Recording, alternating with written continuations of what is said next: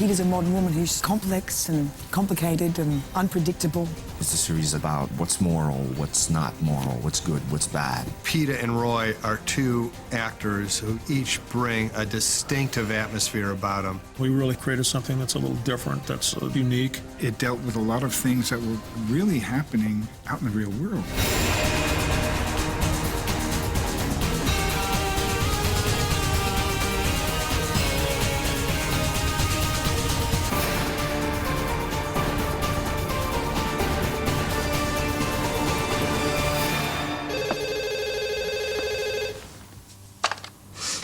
Diga.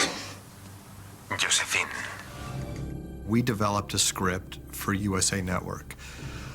They did not like the script. They still liked the idea, but the script was very much like the movie in that Nikita was like a street girl who was a criminal. So I came up with the idea of making her an innocent, a person who was accused of a crime that she didn't commit. No es cierto. No es cierto. Yo no he matado. We took that story from the original movie that Luc Besson did, but then we turned it into its own animal. And it's very strange when you consider that two movies had been made already of the same subject matter. You think, wow, how can you do it again? How can you do a television version of that? But I think what they did that was really successful in the show, and what we did, is that we made it our own. One of the things we tried to do was give Nikita a moral dilemma, because she was essentially not a killer. She was not a secret agent.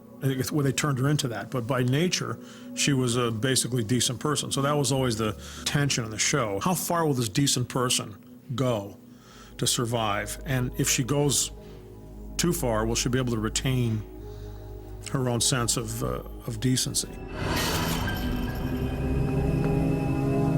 Ellos opinan que tienes potencial. We must have read about 200 to 300 women for the part of Nikita, and Peter Wilson was like the second or third actress who actually came in, and she knocked us out. When I auditioned for it, it was a wonderful experience because of course I wanted the job, but I didn't really mind if I didn't get it, so I went and had a lot of fun in the audition, so I was really Nikita. I was very feisty and fiery, and she's serious, but in the audition she had a lot of spunk, so I put everything into it. Peter was perfect for this role because she has, at least she projects on screen, a genuine danger. She's very sexy and very vulnerable. And those things, to find them all in one person, one actress who can not only play them all, but go back and forth seamlessly among those different feelings when she needs to, is rare. El rubio que está sentado detrás de mí tiene un PDA en el maletín. Cógelo. Si no te importa, espera que me vaya. Roy Dupuis is a one-of-a-kind. He was so distinctive as Michael, but it was an acquired taste. The first 2 episodes, nobody liked him. His accent was distracting, he spoke too low, he moved too slow, he didn't have any urgency, he didn't have the register of emotions we're used to seeing in a typical TV lead. But by the 3rd episode you saw him, you realized, this is the reason I'm watching the show. I didn't want to go into this super spy character that kills people and keeps a smile on his face. I felt that every time you kill people or you lose someone, you die a little. So that's where this coldness came with the character. I felt him like as a lion, as a economy of movement. He doesn't move for nothing. He doesn't talk for nothing. He's like, for me, the perfect operative. And that was tough to do because it needed a lot of concentration. No tienes derecho a hablarle a nadie de esa manera. Estoy al mando, no lo olvides. We read a lot of people for operations. He came in first or second day. We read people over the next couple weeks. And again, it was one of those things like Peter. When I first read him, he seemed good, but it was early in the process. 2 or 3 weeks later, I realized, oh my God, this guy is clearly it. This guy is in control of it. He can do whatever he wants. He can get away with anything. It was a challenge to play a guy like this, mainly because he was a guy who doesn't really show anything. The briefings that operations gave were a great challenge because we just figured have this guy explain to everybody there and therefore the audience what that week's episode was going to be about. And we used to labor and groan and moan over these speeches. I'm a real slow learner. It's real hard to concentrate sometimes, and especially these long briefings and expository stuff. Poor Eugene had to rush through it all the time, and I still to this day feel sorry for him because it became let's just put that in a day, we can get through it really quick. Un empresario llamado Speidel se ha asociado con un joven, Chase, que afirma ser el creador de ese material nuevo. ¿Walter? He hablado con Speidel. He oído su versión. No me lo creo. Don Franks, who played Walter, came in to read for operations as well. And then as soon as we saw Don read for the part of operations, we said, Walter. We originally had envisioned him as a dirty old man until we saw what he was giving us, and he was one of the most warm, charming characters. We immediately shifted gears and started giving him the man who has the experience and the wisdom in the heart. Dentro de poco les separaremos. Nunca volverán a verse. ¿Entendido? El primero que hable será libre. El otro no volverá a ver el sol. The Madeline character, originally, we had a little different take compared to where she ended up. I think we envisioned the Madeline character as being a compassionate mother figure. Alberta Watson gave us an unbelievably strong and almost ruthless feminine icon that we could use in ways that we hadn't originally planned. ¿Cómo te convertiste en esto, Birkhoff? ¿En qué? ¿En un adicto cibernético? La tecnología es fantástica. Todavía no has tenido tiempo de apreciarla. Birkhoff was originally envisioned as the geek of Section 1, and he, I think, played most faithfully what we had written from day one. He had an originality to him. I mean, that part can be a fairly cliche part, the computer hacker, the young kid wearing the T-shirt. He just seemed to go beyond it. He just seemed to be about so many other things than that we just said, this guy's so interesting, let's just do it.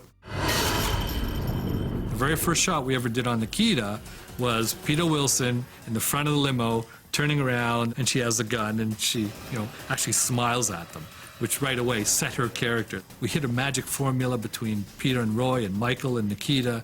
One of the first scenes we shot of them was them dancing together. And we looked at the dailies. I'll never forget Tobin Bell, who was playing the part of the villain. He came up to me after they were shooting the scene. He goes, those two people together, it's like music. It's like great music. It's like they're giving something to each other that just adds up to something really amazing.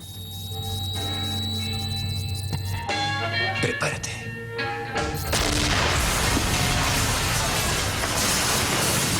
We were able to walk right into the Warner's facility in Toronto and start making the show. On Nikita, our main set was not even specified. We had no idea where in the world it was. But every week they had to go somewhere in the world. So the challenge was to turn Toronto into China, Japan, on a very small syndicated show budget.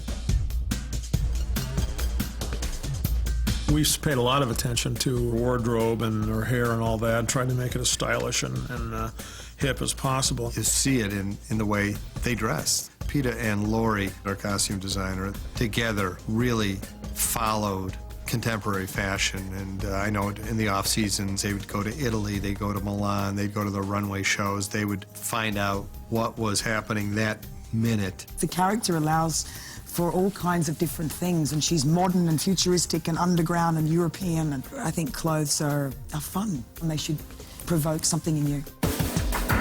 The first time I went into Joel's office, I'd never met him before, and he says, "How you doing?" He goes, "Sit down," and he had a CD player, and he goes, "I want you to hear something," and he pushed the play button, and it was Iggy Pop, "Lust for Life." He says, "The spirit of our show, or the essence of our show, is somewhere in this track." What I wanted to try to do was to sort of have a hybrid sound between that Iggy Pop track that Joel played me and this sort of the hip-hop trance tracks Euro of the mid-90s. There was such strong writing on the show that it really warranted having some themes that actually lasted throughout the entire life of the series.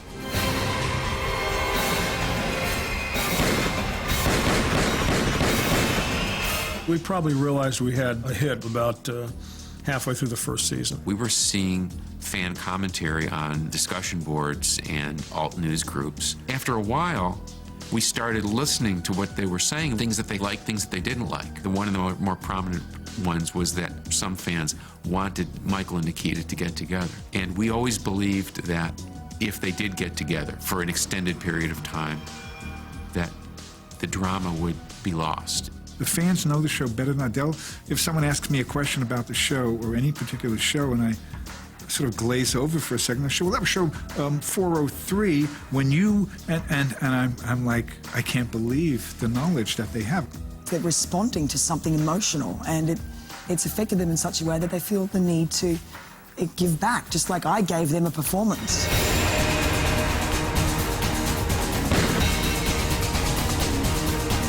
The writers and the cast and the crew had accomplished something that was a little different, a little unique. Rocco Mateo's sets had a distinctive feel to it. Sean Callery's music had a distinctive feel to it. Our storytelling was sort of arrhythmic. It took a risk on the storylines. It took risks on relationships. The actors interacted with the crew in a very comfortable way, but they were excited. They were excited by the scripts, and they were excited by what they were doing, and that excitement was contagious. We were well ahead of our time with a female character being A, the lead of a television show, and B, as powerful as she was, you know, both physically and mentally. I'm going to look back at this and be very proud of what I did with the material and the time I was given at this point in my life. And, you know, I play an action hero, but I'm just an actress. And I think I'm quite tough, but I'm not really.